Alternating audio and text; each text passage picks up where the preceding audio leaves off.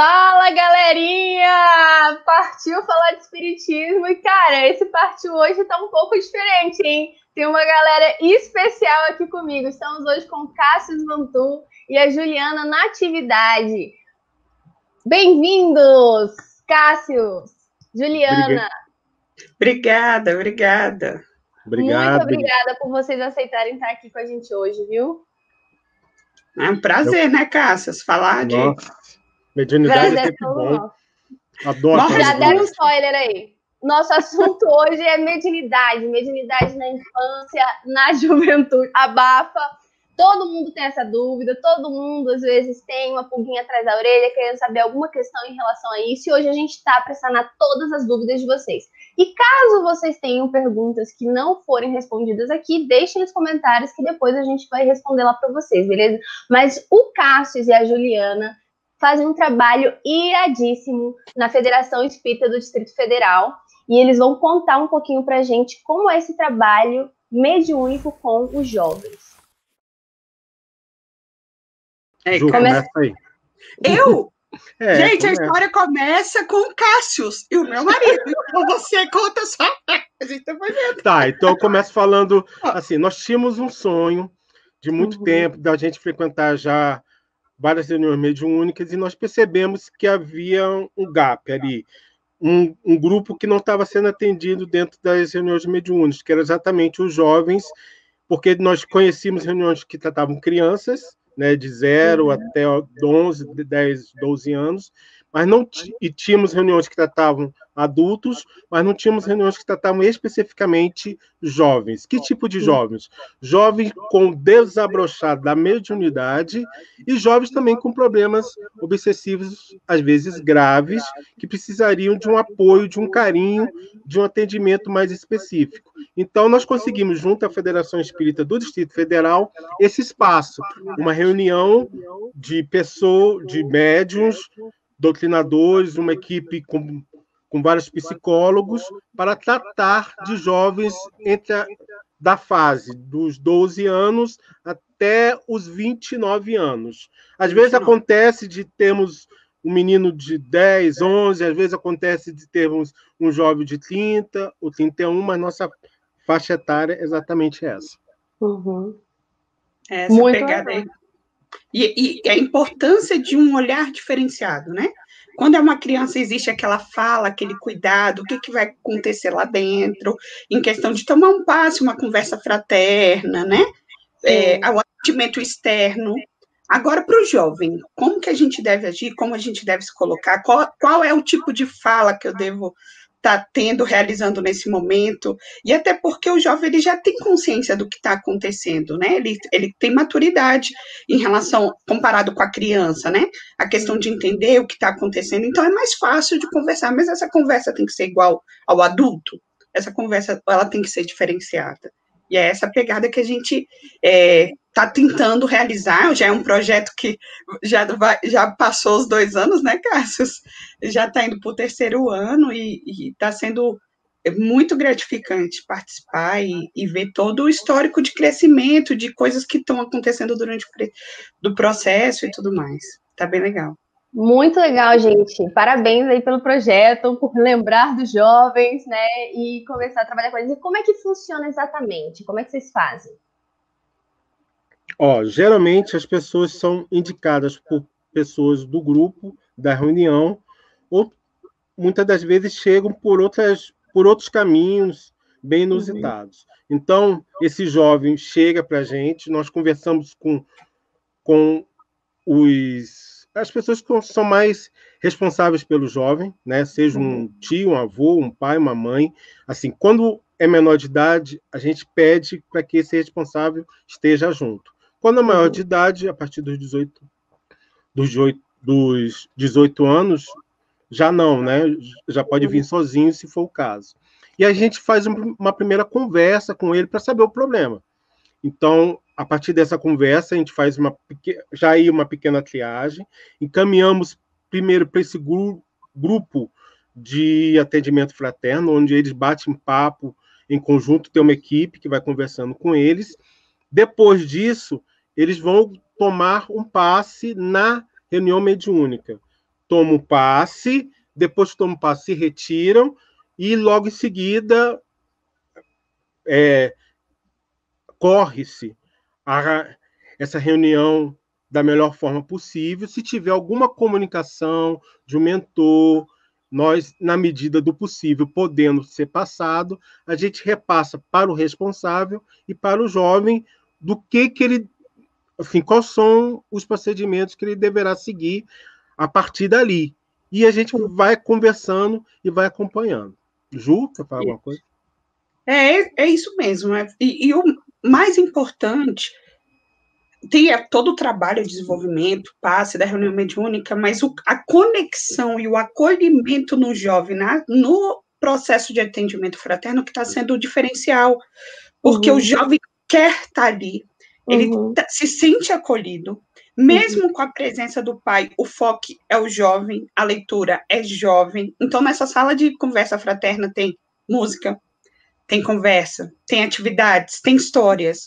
A gente está seguindo os livros do Adeilson, legal. que fala Leon Denis fala aos jovens, né? E Adeilson Salles, então, pessoal, que ele conhece, né? Isso, são livros que são importantes. Então, a gente vem com essa temática jovem. O que você está passando? Qual o problema? O que está acontecendo? Então, essa partilha, e que vem uma técnica que o Digi aqui está implementando, graças ao nosso amigo André Nonato, que vem conversando muito com a gente da pegada de conversa fraterna, da partilha, da escuta ativa. A gente vem fazendo essa conversa nessa sala e está sendo muito gratificante. Ao ponto deles não quererem ir embora, né? Aí a gente rolou o plano B, né? Não queria ir embora. Como é que vai fazer? Já passou o tratamento, já está bem agora. Né, Cassius? E aí aconteceu o rolê, né, Cassius? E quando o jovem chega, ele pode estar passando por duas situações. Ou ele pode ser médium, e aí muitas das sensações que ele está tendo, das emoções, são por causa dessa mediunidade. E às vezes ele pode, inclusive, estar num processo obsessivo, sendo médium ou não. E aí, nesse tratamento mediúnico, vocês vão fazer essa reunião mediúnica, às vezes há uma conversa com esse espírito que vem acompanhando o jovem, né? E tenta-se ali resolver a questão, às vezes não é de uma vez só. Ou então é apenas um jovem que vai ter um espaço também para conversar, para colocar para fora os sentimentos. Às vezes não é nada espiritual, mas é um espaço para o jovem, é isso, né? Perfeito, exatamente isso. Perfeito. E aí, assim, se chega um jovem lá que é médium, vocês constatam isso a partir de toda essa triagem que vocês fazem. É o caso de desenvolver a mediunidade desse jovem ali, ou nessa idade ainda não é o momento correto para desenvolver? Quando é o momento correto para desenvolver essa mediunidade? Eita, fala aí, Ju. Eu vou falar. Pergunta do Livro dos Espíritos. Gente, foi engraçado, né? Engraçado essa pergunta, a gente falar da conexão da gente com planejamento, né? Sim. Mas aqui na pergunta, que eu já deixei até aberta, e foi interessante porque eu deixei marcado, no Livro dos Médiuns, no item 221, ele fala, né?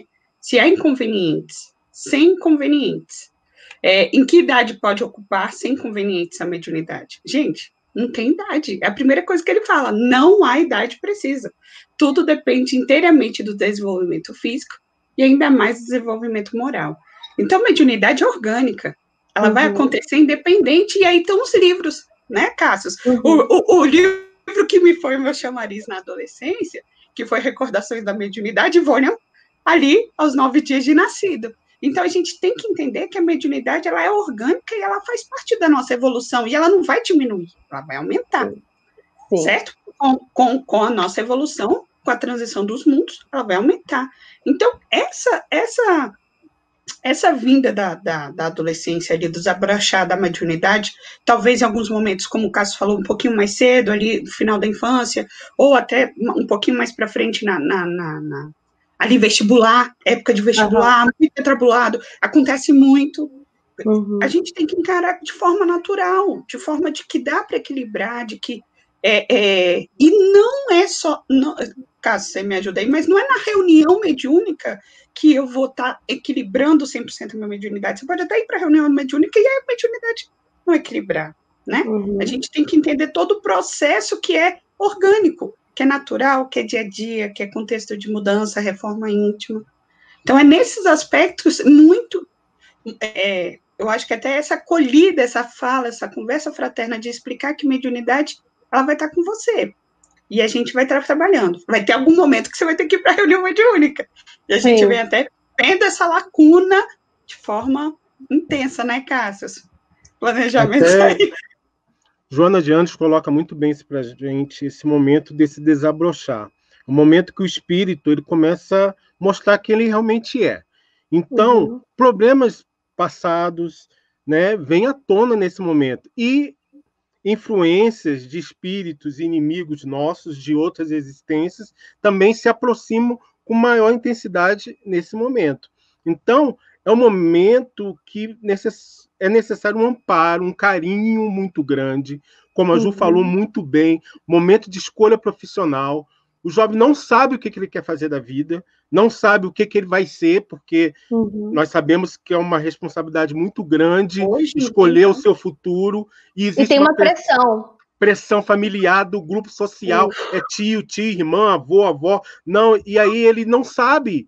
Aí tem o problema da sexualidade, que hoje é muito grande. E aí vem problemas depressivos, problemas suicidas, né? Umas tendências, uns pensamentos que às vezes não é dele, mas vai vindo pela influência desses espíritos. Então é uma gama de problemas na adolescência, na juventude, e que se a gente não tiver esse carinho, esse amparo, a mediunidade em si, como a Ju falou, né, que vem com uma força muito grande e pega o liquidificador, mexe tudo nisso, e aí? Como que eu vou trabalhar isso? Então, essa calma que essa reunião, esse bate-papo de ouvir o jovem, que é o grande problema do jovem hoje, que eles mais reclamam que ninguém me ouve. Sim. As pessoas já vêm dando assim... Receita. A receita é isso. Mas espera aí, mas eu estou sentindo outras coisas. Me ouve. Ouve o meu sentimento, o que está dentro de mim. Essa reclamação é com os pais, no colégio, na vida social, porque às vezes ele tem amigo, bate-papo, tá na balada, mas ninguém tá... Eles não estão se ouvindo, não. Tá se beijando, tá se pegando, mas ninguém tá se ouvindo. Então, é a gente ouvir o jovem. A partir dessa escuta, a gente começa a ver um panorama que está por trás daquele ser de muito tempo. E é aquela questão, né, Cássio? Quando a gente está com um problema e a gente coloca o problema para fora, a gente está aqui com um problema e eu não consigo enxergar, mas quando eu coloco ele para fora, eu consigo analisar ele de uma forma mais clara, dar os direcionamentos de forma mais tranquila. Quando você, Camila, fala, a gente vai para a reunião mediúnica, a gente vai para isso, são caminhos que a gente vai conversar, vai analisar à medida do tempo, e não pode ser rápido, não pode ser eu ir para o centro para minha evangelização, para tomar um passe e correr e viver no mundo lá fora, não pode mais ser isso. A gente tem que entender que a doutrina é contexto no diário, ela é nossa, ela é vivência, ela é aquela atividade que você está presente ali a todo momento com você. Então, se a gente está ali analisando aquele problema do lado de fora, fica mais fácil de dar aquele olhar que você perguntou aí. Será que vamos para a reunião mediúnica? Mas não é na nossa, gente, por favor. Nossa reunião de desobsessão, né? Tem lá, graças a Deus, a FEB tem um projeto lindo de desenvolvimento da mediunidade, né, Cássio, de estudo e prática, são anos, mas, gente, é um projeto super jovem, é um projeto implementado já em várias casas e é um projeto super jovem, né, Cássio? Eu fiz parte muito de um, mas passei por desenvolvimento também. E é muito gostoso. E assim que é muito importante, Camila, é desmistificar a reunião mediúnica. Porque eles chegam lá, sim, eles imaginam a reunião mediúnica N forma. Primeiro, por falta de estudo, porque é o estudo que vai te mostrar o que é uma reunião mediúnica. Mas beleza. Eles vão perceber, não, mas não tem um bicho de 7 cabeças, não vai vir espírito, é tudo quanto é lado. Não é um exorcista da vida, né? A pessoa acha que vai ver cena de filme de terror. Isso. Vai na cabeça, ele vê que todo mundo é normal, né? Que tem problemas, que todo mundo é do bem, né? Sim. Tem problemas às vezes? Tem um problema ou outro que acontece, mas você encara esse problema de uma forma muito natural, muito natural. E que o sentimento, será que eu vivo essa mediunidade? Será que eu tenho mediunidade? Muitas vezes está ligado ao sentimento que a gente está vivendo naquele momento. A gente não consegue distinguir com rapidez. Distinguir se é você ou se é um espírito é prática, é experiência, é ali todo dia se orando, fazendo aquela autoconhecimento, reforma íntima. Então, mostrar para o jovem que talvez aquela ansiedade que ele está sentindo não é dele, é de um espírito. E diagnosticar isso lá no início é muito difícil. Por isso que existe tempo, conversa, né? Precisa desse espaço. E então, assim, esse espaço que vocês estão contando é um lugar onde o jovem se sente à vontade porque ele é aceito, ele não precisa ter vergonha, ele é entendido, né? Então é um lugar que realmente acolhe, ele sabe que ele vai poder falar qualquer coisa, o que está lá nas profundezas, sem temer ser julgado. E isso é muito legal, isso é muito importante, tomara que isso inspire outras casas, né, a abrirem suas mentes e darem esse espaço para o jovem, porque isso faz toda a diferença. A gente costuma dizer, né, que o jovem, quando ele chega e apresenta, parece pelo menos ser médium, e ele não tem um estudo, é como se ele fosse um trator solto, desgovernado no meio da rua, né? Porque ele não vai saber dizer se o cara que ele está vendo atravessar a rua é real ou é um espírito, porque às vezes eles enxergam, se forem médiuns videntes, por exemplo, vão enxergar como vêm pessoas normal, ou não, isso varia de pessoa para pessoa, né, a nitidez que você vai enxergar. Então, e aí começa aquela coisa louca, porque você não sabe lidar com essa mediunidade. Então, tem muitas casas espíritas que preferem dar um tempo, no sentido de fazer tratamentos espirituais para dar uma fechada ali nos chakras e em tudo, para que essa mediunidade não seja desenvolvida naquele momento, para que primeiro o jovem estude. Agora, tem mediunidades que são tão ostensivas e tão fortes que não tem como fazer isso, e aí o jovem tem que estudar e, ao mesmo tempo, estar desenvolvendo a mediunidade. O que não é possível é só desenvolver mediunidade sem estudo. Inclusive, no grupo de vocês fazem estudos também, né? Isso. A gente faz rodas de conversa, como a Ju falou aí, livros assim que são mais fáceis deles assimilarem, mas a gente fala também dos livros das obras básicas, lógico, mas a gente faz todo esse painel, nós colocamos livros para eles escolherem, levarem para casa, né? Então eles escolhem, pegam, começam a ler, há uma troca de figurinhas, né? Nossa, vi esse livro muito legal, esse livro da Ivone que a Ju falou aí, nossa, Ivone é maravilhoso, assim, né? Ivone, que nem você falou, parece uma tormenta. Aí o jovem, meu Deus, mas essa mulher passou por tudo isso e conseguiu superar? Conseguiu, mas como? Conversando com o Chico Xavier, né? Aqueles médiums mais experientes foram acalmando o coração dela, Bezerra de Menezes como espírito. Então, eles vão entendendo todo esse panorama, né? E aí, a criança, a questão da mediunidade, quando é muito criança, a gente entende, né? Temos que dar uma acalmada, porque a criança não vai saber lidar, não vou conseguir levar para uma reunião mediúnica, né? Nós vamos tendo calma, a evangelização é muito importante, culto do evangelho no lar dos pais, né? Conversar com naturalidade com o menino, pelo amor de Deus. Menino, eu tô vendo o espírito. Tá vendo. Meu Deus, você tá vendo? Não, calma. Me conta mais sobre ele. Me conta isso. Fala mais sobre isso. Né? O que você tá vendo? O que ele tá conversando com você e tal. E não achar que é coisa de criança, né? Porque às vezes o filho vai começar a relatar e vai falar assim, ele tem um amiguinho invisível, que bonitinho, né? E na verdade talvez seja de fato um amigo invisível, né? Então, assim, a gente tem que estar muito atento, porque às vezes as crianças dão sinais, inclusive em ter idade, ou seja, bebês já começam às vezes a apresentar mediunidade, olham para um canto fixamente, fazem gestos, gesticulam. Então também é humor. E, assim, é bom procurar um centro espírita, porque, às vezes, há tratamentos também, desobsessivos de passe, por exemplo, onde vai ser tratado aquele bebê junto com a mãe, porque, às vezes, ele tem companhia ali, né? E, realmente, aquilo pode haver uma ajuda de fora. A Ju pode até falar mais sobre isso, que ela tem um filho que, né?